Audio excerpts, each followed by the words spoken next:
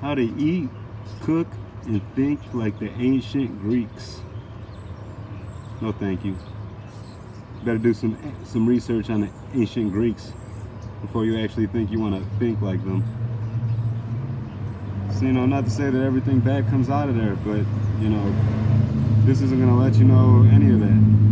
This is giving you an idea that the ancient Greeks were very intelligent, very smart, and they knew it all. They didn't know it all. Ancient Greeks were pedophiles. But beyond that, there's all kinds of other troubling things, the ancient Greeks engaged in.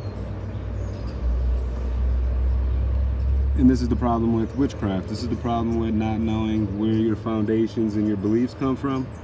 This is the problem with not discerning, all spirits, everything, this is something as simple as a food article in a newspaper. A food article in a newspaper, just a food blog in a newspaper. A woman who writes, cooking books. But when you actually read the article and you actually see what's going on behind the scenes, you start to paint a clearer picture. This isn't just some woman. This woman's a witch, right? She practices witchcraft. She's not going to tell you, and they're not going to tell you in this article that's what they're doing. But you can just find the little keywords in here and you realize, yeah, that's exactly what they're doing. They even praise their god, Apollo, right? Apollo, right here. The ancient Greeks knew well that the importance of introspection. Bernardus points to the famous Greek aphorism, know thyself, inscribed in the temple of Apollo at Delphi. And Socrates claimed that the unexamined life is not worth living. That's just insanity. But this is what they're pushing on you. And people read this stuff without any kind of discernment. I'm talking about Christians, Muslims, Jews. All kinds of people that say they believe in their God. They're reading this and they're like, oh yeah, this sounds good. Most people aren't even discerning what this woman's actually even saying. She's saying she praises Apollo. According to the Bible, Apollo is Apollyon, the god of, not even the god, he's an angel of death. He's the angel with the keys to the bottomless pit, pretty much. So I'm not sure why you would want to praise that, but okay. Then you get stuff down here. Talk to your soul and ask what it requires for nourishment, energy, peace, and comfort, she writes in her book. Cooking and eating wisdom for better health. When you connect with yourself and trust yourself, you have the potential to create and receive your own wisdom. This is a cooking book. What is this woman talking about? This is a cooking book. A cooking book. And she's telling you, you need to connect and trust yourself so you can have the potential to create and receive your own wisdom. What does the Bible say? It says, do not lean on your own understanding. Our hearts and our minds are wicked. They're evil. They think nothing but, sinful thoughts just about all the time. We have to battle with that. But not her. She's telling you to listen to those things. Just go ahead and be as sinful as you want.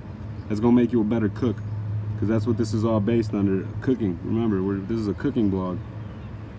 But look, her childhood was magical. She had a magical secret hideaway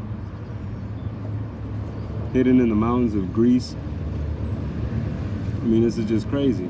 Lived with her grandmother, so her parents nowhere to be found. They let you know at 3.5, this girl is pretty much just dumped off to her parents, nowhere to be found. Which is a common theme in Disney books. Parents either absent or they're just brain dead. Common theme in Disney books. And this woman's basically, her story is saying the same thing. 3.5 years old. The 3.5 thing is very interesting because biblically it's a lot to it. 7 years of tribulation, 3.5 years, the Antichrist shows himself. Jesus preached for 3.5 years. There's a bunch of different 3.5 year things, that go along with the Bible. So she was 3.5 years old, solo walk, stumbles across a deserted space, and then she somehow turns it into colorful, blooming zucchini, tomato, greens, chamomile, flowers, and herbs, right? This is just nonsense. Lies to her grandmother. If you just read this, you'd just be like, come on, what is this nonsense? Most people don't do discernment. What they do is they just want to love everybody. But when you love everybody, you get brainwashed by nonsense like this. You start praising Apollo, right? You start cooking meals where, like her grandmother says right here, they're over there, they don't give thanks for the food, they only bless the food, right? While they're dancing around, singing songs, and all kinds of stuff. Who are they singing songs to? Well, if you read the article, apparently Apollo, that's the God that they believe in. So they're dancing around, singing songs, blessing this food that they're cooking, not giving thanks though. No thanks to our Creator. Remember, they don't even have a Creator. They think you can create your own philosophy right down here.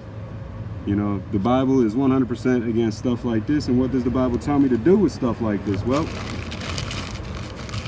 there is Acts 19:18 that says to burn, right? I mean, it doesn't necessarily tell you to burn it, but it says that, you know, a bunch of witches, a bunch of people that were practicing witchcraft and things that they knew they were doing, but once they realized how wrong it was and they believed in the disciples, they burned all their books, which came out to like 50,000 rupees or something. I don't know how much that comes out in money today, even if it was $5 or 5,000 or 500 million. What does it matter? I'm burning this nonsense because this is mental stuff people don't need, right? Nobody needs to read this garbage. You know, if you want to really cook a good meal, I mean, just go grow some stuff in your garden, right? Put together. There's no need to come out here talking about you got these potions and you dance around in the kitchen praising Apollo. Right? What is all that nonsense? No one cares about that. Then you got books like this. Don Miguel Ruiz. See, I'm not picking on just anybody, right? That one was a witch, you know, from Greece, right? This dude, Don Miguel Ruiz, he's from South America somewhere, or I believe. But needless to say, this is absolute garbage. Personal growth and self-help. You want to know why this is garbage? How about this? She said Apollo, right? We already established who Apollo is. He's the man with the keys to the gates. If you don't believe me, I'll make that even more clear for you. But let's see what this guy got to say. The new dream. Heaven and earth. This is nonsense, right? Here you go. Just imagine yourself. Just imagine. Just imagine. Look at it. Imagine living. Imagine living your life without judges, others. I mean, yeah, didn't John Lennon say the same thing? Imagine, imagine. Using your imagination and your new eyes of perception. This is nonsense. Where does he get this from? He's about to tell us. Where do you get this nonsense from, bro? Look, 2,000 years ago, Jesus told us about the kingdom of heaven, the kingdom of love, but hardly anyone was ready to hear this. They said, what are you talking about? My heart is empty. I don't feel the love that you are talking about. I don't feel the peace that you have. You don't have to do this. Just imagine that his message of love is possible and you will find that it is yours. What? What is this dude talking about? He just used Jesus. Oh, here you go. So you heard him, he just referenced Jesus over here. 2,000 years ago, Jesus told us about the kingdom of heaven, the kingdom of love, but hardly anyone was ready to hear this. They said, what are you talking about? My heart is empty. I don't feel the love that you are talking about. I don't feel the peace that you have. You don't have to do this. Just imagine that his message of love is possible and you will find that it is yours. Just imagine, right? This is where it gets even better. You go back a little bit. What does he say? The angel of death can teach us to live every day as if it is the last of our lives, as if there may be no tomorrow. We can begin each day by saying, I am awake. I see the sun. I am going to give my gratitude to the sun and to everything and everyone because I am still alive. One more day to be myself. Wait a minute. But you just referenced Jesus over here. What does Jesus say? He says, deny yourself, pick up your cross and follow me. 100%. But that's not what this guy's saying. He says, that is the way I see life. That is what the angel of death taught me. To be completely open. To know that there is nothing to be afraid of. And of course, I treat the people I love because this may be the last day that I can tell you how much I love you. I don't know if I am going to see you again, so I don't want to fight with you.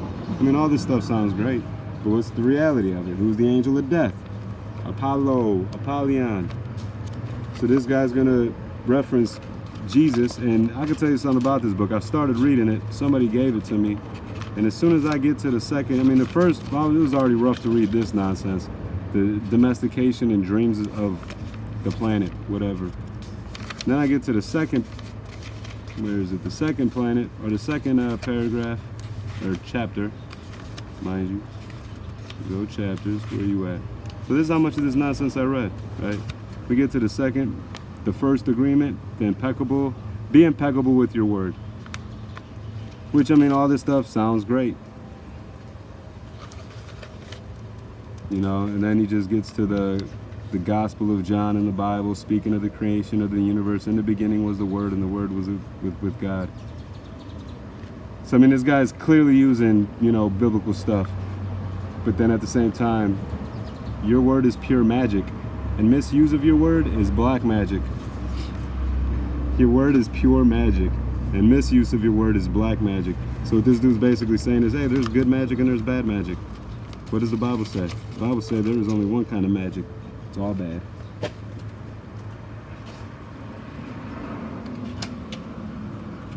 We have Acts. Boom. 1919. 1918. Oh, this is where. All right, so this is the book burning. Right here. And many that believed came and confessed and showed their deeds. Many of them also which used curious arts brought their books together and burned them before all men. And they counted the price of them and found it to be 50,000 pieces of silver. So mightily grew the word of God and prevailed. Right? So that's very important. And that's what I want to do. I want to get rid of all this nonsense that some of this stuff I've bought into is through the years, and some of it I kind of seen through immediately, you know, just by reading it. Like I said, reading that book, it took me to the second chapter. I'm like, dude, this is nonsense. And then you get to right here, Revelations 9:11, right? Revelations 9:11. Look, and they had a king over them, which is the angel of the bottomless pit, whose name in the Hebrew tongue is Abaddon, but in the Greek tongue hath his name Apollyon. Boom. Right there. You can see that. His name, Apollyon. Hebrew tongue is Abaddon, but in the Greek hath his name Apollyon. Short, Apollo.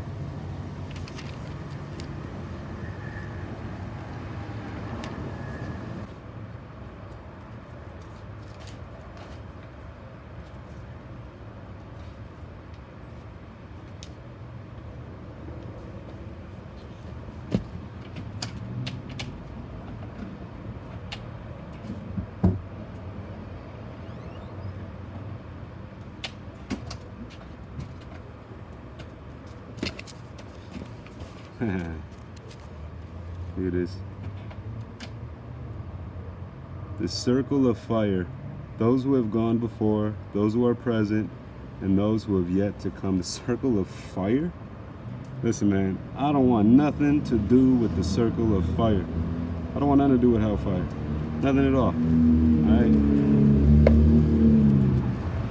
You take your 4 agreements, you shove them. Because the Bible's very clear. You make no oath with nobody. You just give all thanks and praise to the Most High, Creator, Father of heaven and earth, and all that is in them. Your stuff is just nuts.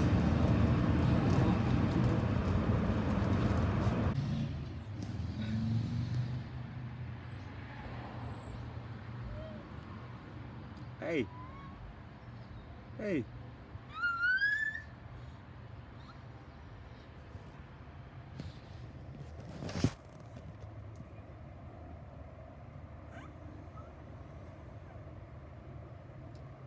I love you, Mama. You're so beautiful, Anna.